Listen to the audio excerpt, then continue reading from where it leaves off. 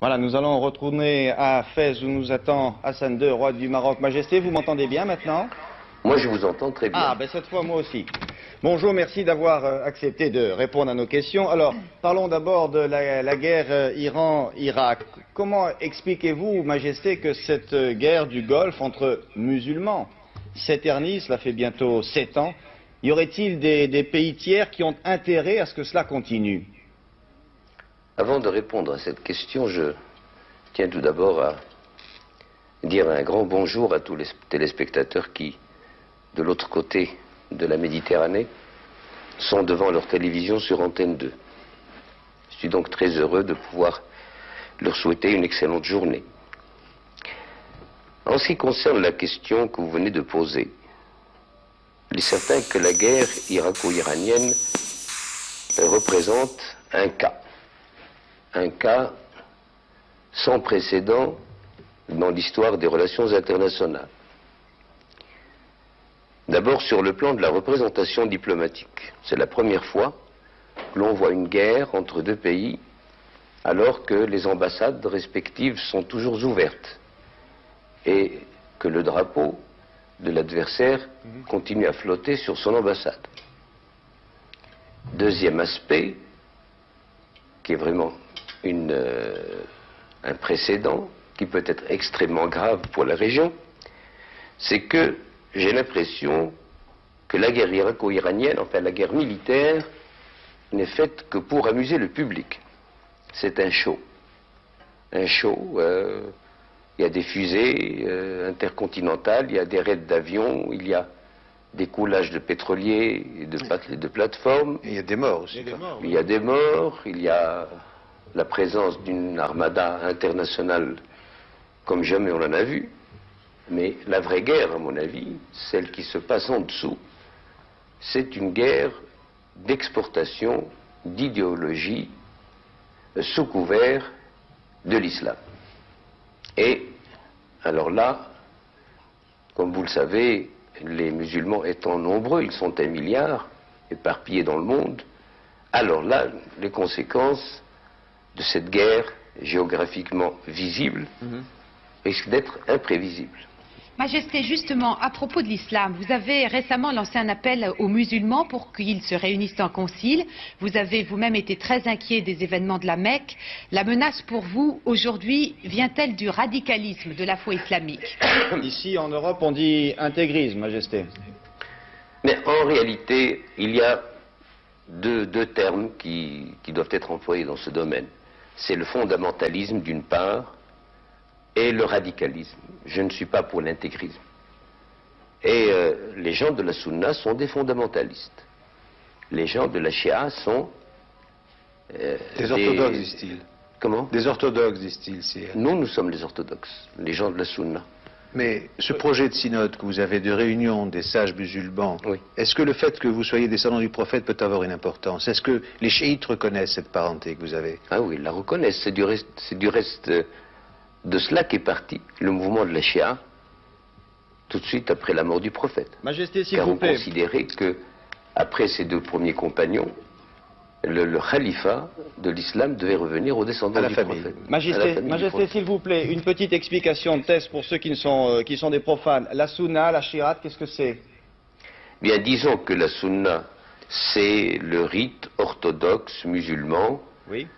Et que la shia, tout en n'étant pas hérétique complètement, demeure quand même une hérésie, d'autant plus que sous le mot shia, il y a 93 espèces ou sectes ou écoles de shia. La plus dangereuse, la plus extrémiste, celle qui est la plus loin de la sunna, est justement la shia jafariya, qui est le rite officiel de l'Iran. Et c'est pour cette raison que j'ai pensé que nous avons bien vécu pendant 14 siècles entre sunnites et chiites, et que tout à coup, nous voyons surgir un conflit accompagné d'autres conflits qui s'inscrivent dans un voisinage de déstabilisation.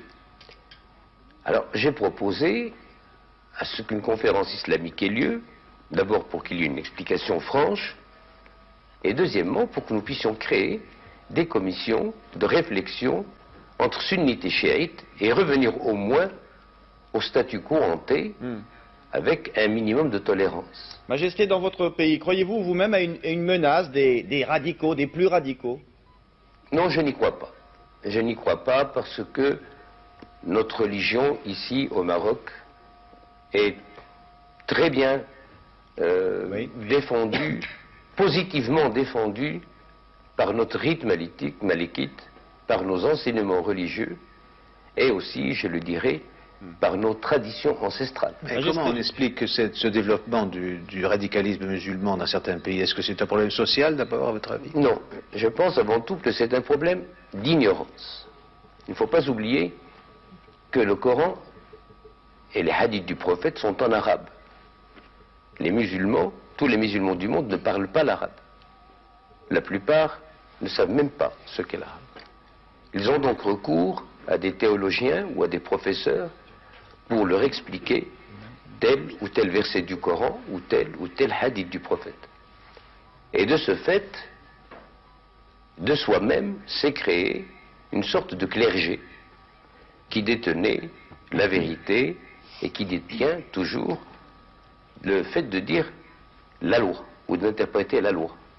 Vous parlez pour les Iraniens? Pas seulement pour les Iraniens, pour les Africains, pour les Asiatiques. Bien, Majesté, dernière question sur ce sujet. Majesté, croyez-vous possible un vrai dialogue avec l'imam Khomeini? Si nous ne sommes pas trop indiscrets, qu'avez-vous l'intention de lui dire si ce concile se réunit? Je ne pense pas personnellement que si ce concile se réunissait, qu'il y assisterait personnellement. Mais s'il y assistait, je lui dirais, écoutez, vous êtes un ayatollah, vous devez donc connaître les fondements de notre religion.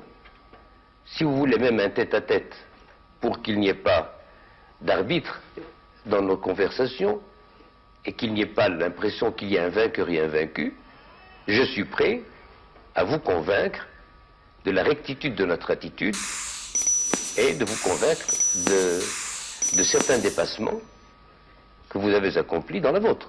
Majesté, une autre question, et là nous changeons tout à fait de sujet, nous l'avons appris bien dans le courant de la nuit. Dans une résolution votée au Parlement européen, bien le Parlement invite les autorités marocaines, et là je cite le communiqué, à libérer tous les prisonniers politiques et syndicaux et à respecter les conventions internationales sur les droits de l'homme. Qu'en pensez-vous, Majesté? Je pense tout simplement que chaque régime dispose des lois et règlements nécessaires à sa pérennité. Notre régime, comme tous les autres, a décidé de mettre à l'abri ces institutions légalement et démocratiquement et historiquement choisies par le peuple marocain. Pour moi, il n'y a pas de délit politique. Le seul délit politique, c'est lorsqu'on prétend que le Sahara n'est pas marocain. Que les non-marocains puissent le prétendre, de bonne ou de mauvaise foi, ceci m'est complètement égal. Mais allez demander aux Français de la Première Guerre mondiale s'ils pensaient que l'Alsace-Lorraine n'était pas française. Eh bien, c'est la même chose. Je suis là pour défendre l'intégrité territoriale de mon pays.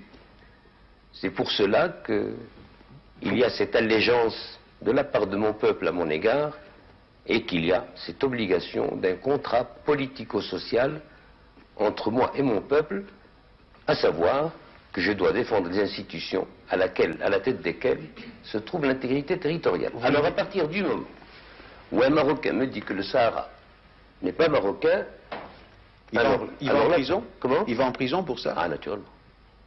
C'est un délit d'opinion ou... Ah non.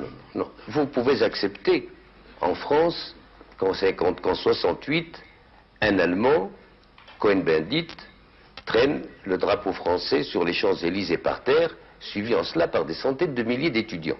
Si les Français l'acceptent, c'est leur affaire.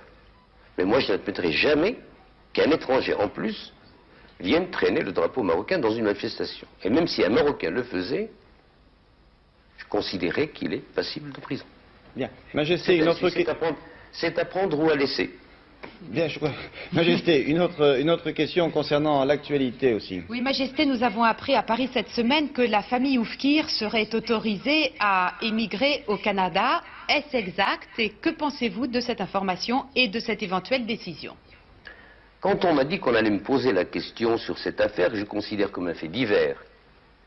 Mon commentaire a été que la question n'est pas embarrassante pour moi, elle le serait plutôt pour les Français. Et je vais vous expliquer pourquoi. Une excellente coopération, basée naturellement fondée sur une amitié très solide et une estime réciproque entre mon regretté père, Sa Majesté Mohamed V, que Dieu ait son âme, et le général de Gaulle, que Dieu ait son âme. Et le début de mon règne était parti sur ce substratum d'histoire récente et ancienne où le sang marocain et le sang français s'étaient mêlés pour la libération du monde. Et voilà que cette amitié, cette sérénité entre la France et le Maroc se dégrade pour arriver à la rupture du temps du général de Gaulle, parce que je n'avais pas voulu remettre Oufkir entre les mains de la justice française. On l'a donc condamné par contumace, la presse s'est déchaînée contre lui, on ne l'a plus appelé que tueur, expéditeur d'hommes dans l'au-delà. En France, à ce moment-là? En France, et à ce moment-là, c'était les gaullistes qui étaient au gouvernement, et parmi les gaullistes, il y avait les barons, particulièrement. C'est pour ça que cette question n'est pas embarrassante pour moi. Elle est embarrassante pour la majorité actuellement en France. Pourquoi, au bout de 15 ans, vouloir refaire remonter cette affaire à la surface alors que, ma foi, ce que nous avons à faire avec la famille du défunt est une affaire qui concerne un souverain et une famille qui fait partie de ces sujets. Je pense que nous l'avons et nous allons la régler de la façon la plus normale et la plus conforme à ce que nous considérons comme étant notre morale. Est-ce que vous allez recevoir Mme Oufkir comme elle l'a demandé? C'est-à-dire que, après cette réponse, je ferme la parenthèse. D'après ce qu'il m'a été dit, elle se refuse de quitter le territoire, le royaume, tant que je ne leur ai pas accordé une audience. Mais, Majesté, la famille de M. Oufkir a été mise au secret pendant tout ce temps. Est-ce que ça, c'est une période qui est révolue et on termine sur ce sujet? On termine toute l'interview sur ce sujet? Non. Quelle belle conclusion. Non, on terminera avec une autre question de Pierre Serra, mais là, sur ce sujet-là, sur le sujet Oufkir. En ce qui me concerne, j'ai terminé. Bien, Pierre. Majesté, je voudrais vous dire, on a parlé au départ de la guerre du Golfe, on va y revenir, on a l'impression que cette guerre qui a été entreprise par l'Irak et que l'Iran ne veut pas finir, n'a pas de solution. On l'a dit tout à l'heure, il y a 3 guerres, il y a la guerre immédiate entre deux pays voisins, et la guerre qui a débordé sur le Golfe, et puis il y a la guerre séculaire entre les Perses et les Arabes. Est-ce que vous pouvez faire quelque chose? Est-ce qu'il y a une solution? Parce que ça menace tout le monde, et les Arabes en particulier. Écoutez, je ne vois pas de solution tant que les grandes puissances adoptent une attitude verbale et publique et font le contraire sous... Vous voulez dire tant qu'on fournit, on soumet des armes aux belligérants. Et en plus de cela, je l'ai entendu plusieurs fois, dans les grandes capitales, nous ne voulons pas que l'Iran gagne, mais nous ne voulons pas non plus que l'Iran perde, que l'Irak perde. Voilà l'axiome de l'actualité, tout au moins chez les Occidentaux. Et chez les Arabes? Comment? Et chez les Arabes? Alors chez les Arabes, comme vous le savez, je n'ai pas à vous expliquer la situation. Nous allons à Amman, un conseil extraordinaire des chefs d'État arabes, et nous allons nous trouver confrontés devant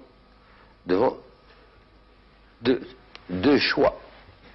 Faudra-t-il commencer par les problèmes arabo-arabes ou commencer par les problèmes arabo-iraniens? Ils sont aussi insolubles les uns que les autres, moi je crois. Dans l'état actuel des choses, j'ai l'impression que les contradictions sont arrivées à un tel stade d'exacerbation que tout ce qu'on peut souhaiter, à mon avis, et je suis optimiste, c'est qu'il n'y ait pas d'escalade et qu'on puisse revenir au dialogue dans la grande famille musulmane plutôt que de la laisser dans la petite famille arabe. Majesté, je vais vous remercier Nous terminerons sur ce vœu d'espoir. Merci de nous avoir reçus. Bonne chance pour la conférence d'Amman. Merci beaucoup et à bientôt.